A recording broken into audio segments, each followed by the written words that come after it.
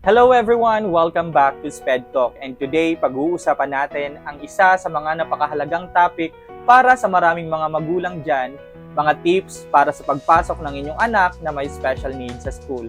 Isa itong malaking milestone at sa tamang paghahanda, mapapadali ninyo ang transition na ito para sa inyong mga anak at pamilya.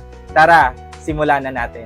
Unang-una sa lahat, mahalagang magsimula ng maaga sa paghahanda at narito ang ilang mahahalagang tips na dapat tandaan. Tip number 1, mag-research ng mga schools at programs ng mabuti. Hindi lahat ng school sa Pilipinas ay pantay-pantay lalo na pagdating sa special education program. Hanapin ang mga schools na may matibay na special education program at resources sa pamamagitan ng pagbisita sa mga schools, makipag-usap sa mga staff, at itanong ang kanilang karanasan sa mga batang may katulad na pangangailangan ng inyong anak. Ang paghahandang ito ay makakatulong para mas maging kumpiyansa ka sa pagpili ng school na nararapat para sa iyong anak na may special educational needs. Tip number 2, intindihin ang Individualized Educational Program o IEP. Ito ay isang legal na dokumento na naglalahad ng mga partikular na pangangailangang pang-edukasyon ng inyong anak at mga serbisyong ibibigay ng school para sa kanya.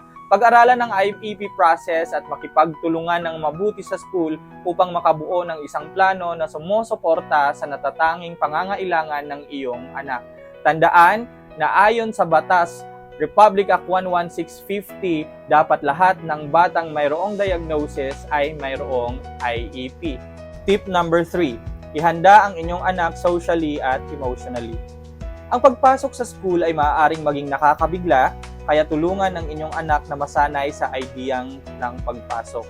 Pag-usapan kung ano ang kanilang aasahan, magbasa ng mga libro tungkol sa pagpasok sa school, at kung maaari mag-ayos ng isang playdates na kasama ang mga magiging kaklase ng bata. Makakatulong ito upang mabawasan ang kanilang kaba at mapalakas ang kanilang excitement. Tip number 4, establish a consistent routine.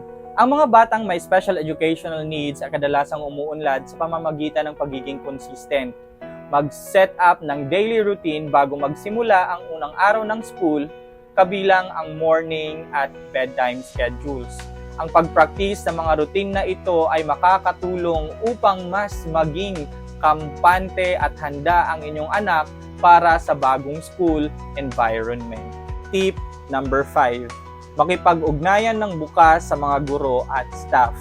Ibahagi ang anumang mahahalagang impormasyon tungkol sa pangangailangan ng iyong anak, mga gusto at mga trigger nila.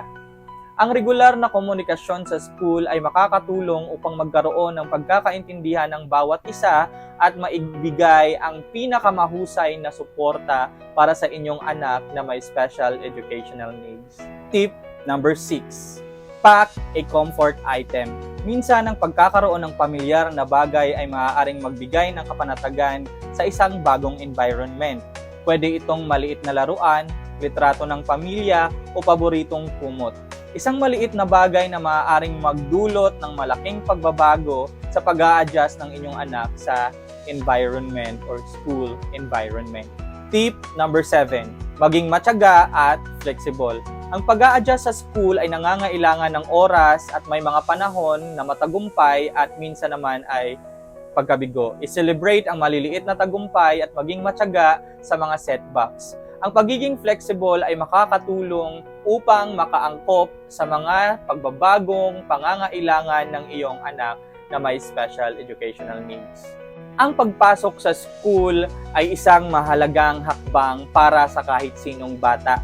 At sa kaunting paghahanda, maaari mong matulungan ang iyong anak na may special educational needs na magkaroon ng positibo at matagumpay na karanasan. Tandaan, hindi ka nag-iisa. Makipag-ugnayan sa mga support groups, ibang magulang at mga professional para sa gabay at encouragement. Kung natulungan ka ng mga tips na ito, paki-like ng video at mag-subscribe para sa mas maraming content na katulad nito. Salamat sa panonood at see you ulit sa ating next video. Maraming salamat!